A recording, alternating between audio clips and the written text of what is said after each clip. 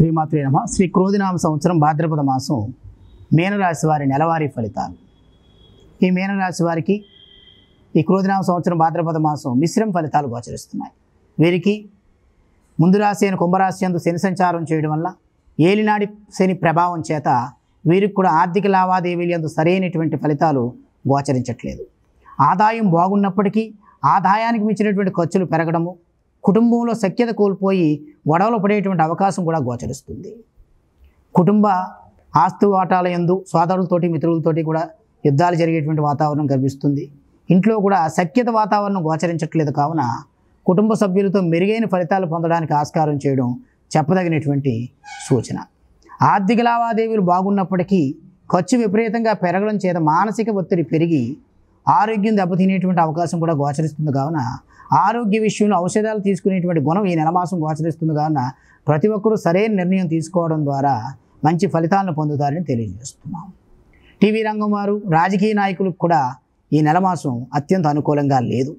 లేని సమస్యలు రావడమే కాకుండా పార్టీలు మారేటువంటి పరిస్థితి కూడా ఏర్పడడం జరుగుతుంది. వృత్తి వ్యాపారాల యందు శ్రమకు తగ్గ ఫలితానికి మించినటువంటి ఆదాయం బాగుంటుంది, కానీ శ్రమ ఎక్కువగా ఉంటుంది.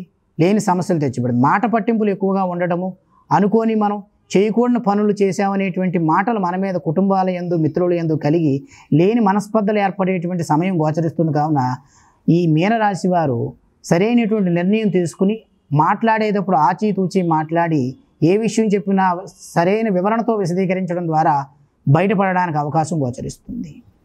అదే కాక వీరు సమాజ సేవ చేసేటువంటి కార్యక్రమాల్లో కూడా లేని సమస్యలు తెచ్చిపెడతాయి. కాబట్టి చాలా జాగ్రత్తగా ఉండవలసినటువంటి పరిస్థితి.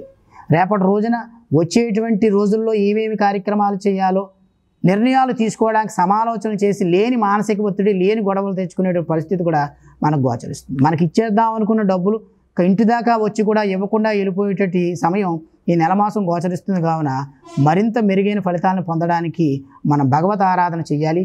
వాహన ప్రమాదాలు కూడా సంభవించేటువంటి అవకాశం గ్రహరీత్యా మనకు తెలుస్తుంది. కావున ప్రతి ఒక్కరూ కూడా వాహన ప్రయాణాలందు ప్రత్యేక శ్రద్ధ వహించడం చెప్పదగినటువంటి సూచన. ఓవరాల్గా ఈ మీనరాశి వారి యొక్క నెలవారీ ఫలితాలు మిశ్రమ ఫలితాలే గోచరిస్తున్నాయి. కావున ప్రతి ఒక్కరూ ప్రత్యేక శ్రద్ధ వహించి భగవంతు ఆరాధన చేయడం ద్వారా ఈ సమస్యల నుంచి మనం బయటపడడానికి ఆస్కారం ఎక్కువగా ఉంది.